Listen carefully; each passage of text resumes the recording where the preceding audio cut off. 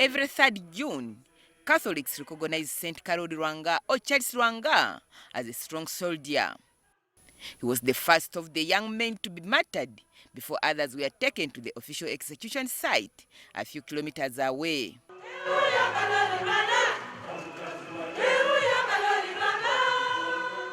To honor him, the altar in the basilica at Namugongo is built on the spot where he was killed and is thought to have been buried. This Saint Karoli Lwanga is not only honored and remembered in the Catholic faith, but his name is also very significant in the Kingdom of Buganda. This is because he was the young man who supervised the digging of what is known as the Kabaka's Lake, located a few kilometers away from the Kabaka's Palace in Rubaga. The only mode of transporting the Kabaka to the lake, where he went frequently, was being held shoulder high. What we call Okukongoja, Abakongos, Bobby Wine's clan, the Mbogo clan, is the one which does that. So the king didn't want that. He said, no, I would rather from my palace go sailing. And he liked to sail. So he ordered immediately the construction of that lake so that he could sail. And he found Charles Lwanga as a very suitable supervisor. The idea of setting up the lake was Kabaka Muwanga's idea. The Kabaka wanted the shorter route to Munyonyo from Rubaga.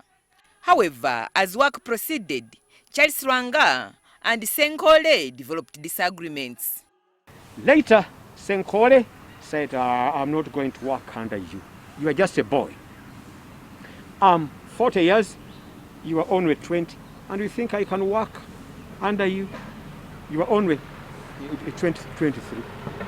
23, and you expect me to work under you? Then Lwanga, a good leader like he was, said, but the king ordered that every capable male youth joins me. And the king cannot say this, and somebody else says another thing contradicting the Kabaka's words. Senkole said, no, I will not, until Lwanga, a good leader like he was, convened a meeting of opinion leaders, and Senkole was found guilty because the Kabaka cannot say yes, the king cannot say yes, and somebody else says no, or vice versa. So Senkole was fined 3 calabashes of the local brew, and a goat.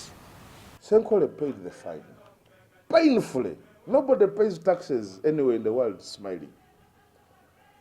But he kept a grudge, the way an elephant keeps a grudge when you kill its child. Senkole was an executioner and guard at the palace. Later, it was Senkole who reported Lwanga's decision to join the praying group, which was in contravention of the Kabaka's orders, leading to the future Martyrs' execution.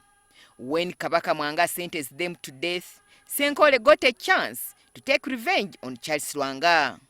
So as they are getting to where that Namugongo gate is, the Catholic site, that site was not an execution site. There had never been anybody executed there. It was just a bush. Senkole tells Mukajanga, the chief, give me this man.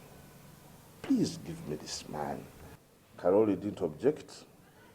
He bid farewell to the rest, especially those that were depending on him for motivation. He had a farewell word. I see him saying bye to Kizito.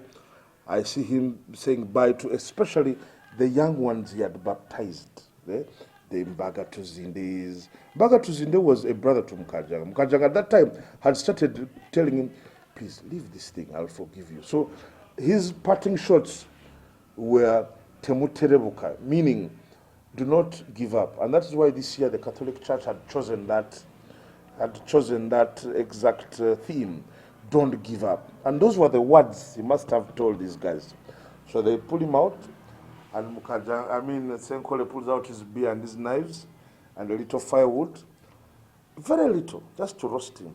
So if Charles Lwanga had not punished his executioner Senkole during the construction of the Kabaka's Lake, he would have been killed at the official execution site. If he hadn't been the supervisor, the Catholics shouldn't have had that place.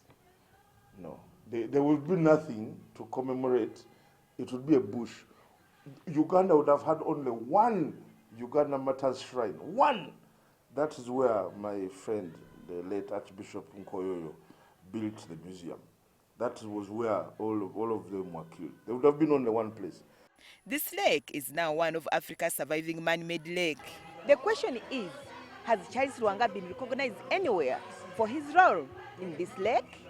That lake has a story, and we hope that the story will one day be told. I am totally against the idea of putting up malls and hotels that are not related to this very rich story of how that lake was constructed. So I'm hopeful. Nothing has been done, but every day we must live on hope. We must keep engaging. Hopefully the Katikiro will see your program and will think about celebrating our strong three men, Kabaka Muwanga, the second, Engineer Ndikumulaga, and Charles Lwanga at the Kabaka's Lake. It now remains to be seen if the Catholic Church, the government of Uganda, or even Uganda government will do something to recognize the role of Charles or Karoli Lwanga. Agness Nandutu, NTV.